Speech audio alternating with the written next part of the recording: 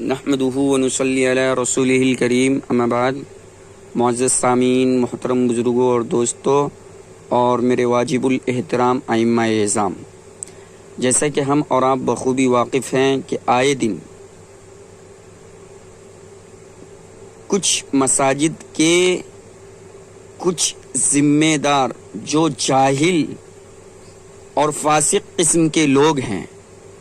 اپنے اماموں کے ساتھ، مفتیان کرام، علماء اعظام کے ساتھ بدسلوکی، بدتمیزی، بدتہذیبی کر رہے ہیں اور مختلف طریقوں سے انہیں پریشان کر کے ظلم و ستم کا نشانہ بنا کر نکلنے پر مجبور کرتے ہیں، یا از خود زبردستی اپنے ہی امام کا کالر پکڑ کر دھکے مار کر نکال دیتے ہیں۔ یہ خبریں آئے دن ہمیں اور آپ کو موصول ہوتی رہتی ہے۔ دوں گا کہ میں نے ایک بیان کیا جو بالکل حق اور سچ تھا، اس کے اندر کوئی خرابی نہیں، اور زیادہ سے زیادہ اگر کوئی کمی ہو بھی سکتی ہے تو زیادہ سے زیادہ بیان کے اندر سخت الفاظ کا استعمال کیا گیا۔ میں نے ٹرسٹیان مسجد سے 2.5 گھنٹے کی بحث میں اخیر تک یہ درخواست اور ریکویسٹ کرتے رہ گیا کہ آپ کسی عالم دین کو اور کچھ علماء کرام کو بلا کر بیان کی ریکارڈنگ سنا کر ان سے مشورہ لے لیں، یا آپ دارالافتاء سے فتویٰ لے لیں تاکہ ان کی رائے سامنے آ جائے، کیونکہ آپ جو بھی 9-10 افراد ہیں وہ اس لائن سے نہیں ہیں، دینی لائن سے نہیں ہیں، لیکن اس بات کو نظر انداز کرتے ہوئے صرف اس بنا پر کہ بیان میں سخت الفاظ کا استعمال کیا گیا، اس کو اتنا بڑا جرم بنا کر فوراً اسی وقت بغیر مہلت دیے ہوئے آپ کو نکال دیا گیا۔ اس سے پہلے ایک امام صاحب کو کالر پکڑ کر اور دھکے مار کر مسجد سے باہر کر دیا گیا۔ یہ میری آنکھوں دیکھی بات ہے۔ مجھے نہیں پتا کہ اس امام کا ان ٹرسٹیان کے ساتھ کیا معاملہ تھا، اس سے میں واقف نہیں، لیکن جو ان کے ساتھ جو یہ سین ہوا اس وقت وہ سب میرے سامنے ہوا۔ الغرض، جب ہم اور آپ مشاہدہ کرتے ہیں تو ایک طالب علم جب مدرسے کے اندر ایڈمیشن لیتا ہے، ان کے والدین جب اپنے بچوں کا داخلہ کرواتا ہے تو اس طالب علم کے پیچھے اس کو اس راستے سے بھٹکانے کے لیے ابلیس کا ایک بڑا لشکر، 1000 شیطان پیچھے پڑ جاتا ہے کہ ان طالب علموں کو گمراہ کر دے، بھٹکا دے۔ لیکن اس کے باوجود ایک امام 13 سال، 14 سال، 15 سال اتنی مدت میں روزانہ 1000 شیطانوں سے لڑتے جھگڑتے اس مرتبہ کو حاصل کرتا ہے، اور روزانہ 1000 شیطان انہیں شکست نہیں دے پاتا، انہیں بھٹکا نہیں پاتا، انہیں گمراہ نہیں کر پاتا۔ تو ابلیس سے کچھ مساجد کے کچھ متولیان کرام نے وعدہ کر لیا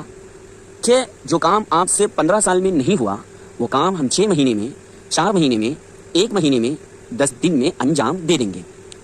اب جب ہمارے کچھ متولیان کرام امام صاحب کو مسجد سے نکال دیتے ہیں اور پھر جب وہ امام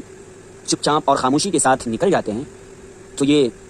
شیاطین الانس ایک جگہ اکٹھا ہو کر چائے کافی کی پارٹی کرتے ہیں، سگریٹ نوشی کرتے ہیں اور اس عالم دین کا، اس علماء اعظام کا مذاق اڑاتے ہیں۔ میں کیا بتاؤں جو میرے ساتھ ہوا۔ ان میں اکثر سوائے چند کے جہلا ہیں، انہی جہلا میں سے ایک جاہل نے یہاں تک کہہ دیا کہ بڑے بڑے علماء کرام کا ایمان نہیں ہے، انہیں سال لگانا چاہیے۔ مثلا اس جاہل نے یہاں تک کہہ دیا حضرت مولانا ارشد مدنی صاحب، حضرت مولانا سجاد نعمانی صاحب دامت برکاتہ العالیہ، ان کا بھی ایمان نہیں ہے، انہیں بھی سال لگانا چاہیے۔ اور کیا بتاؤں، انہی جاہلوں میں سے ایک جاہل نے یہ کہا ہمیں مفتی امام نہیں چاہیے، ہمیں عالم دین امام نہیں چاہیے، ہمیں اونلی حافظ امام چاہیے، اور رہی بات جمعہ میں بیان کرنے کی تو اس کے لیے ہم 500 والا مولوی لے کر آئیں گے اور ان سے بیان کروا لیں گے۔ یعنی یہ کہ یہ جاہل قسم کے جو کچھ متولیان ہیں، کچھ ذمہ دار ہیں، انہوں نے علماء کرام کو پاؤں کا دھول سمجھ لیا، اور ان سے جو کچھ ہو سکتا ہے اور جتنا ظلم ہو سکتا ہے اور جتنی یہ زیادتی کر سکتے ہیں اکثر ائمہ اعظام کے ساتھ یہ کر رہے ہیں۔ یہ الگ بات ہے کہ جو ائمہ اعظام ہیں ان کے ساتھ اپنی مجبوری ہے، ان کے پیچھے ایک فیملی ہے، کوئی کسی مجبوری کی بنا پر نہیں بول پا رہے ہیں، کسی کی کچھ مجبوری ہے، کسی کی کچھ مجبوری ہے، لیکن کچھ نہ کچھ امام کو تو آگے آنا ہی ہوگا اور اس ظلم و ستم کا سامنا کرنا ہی ہوگا، اور ان جہلا قسم کے لوگوں کو سبق سکھانا ہی پڑے گا۔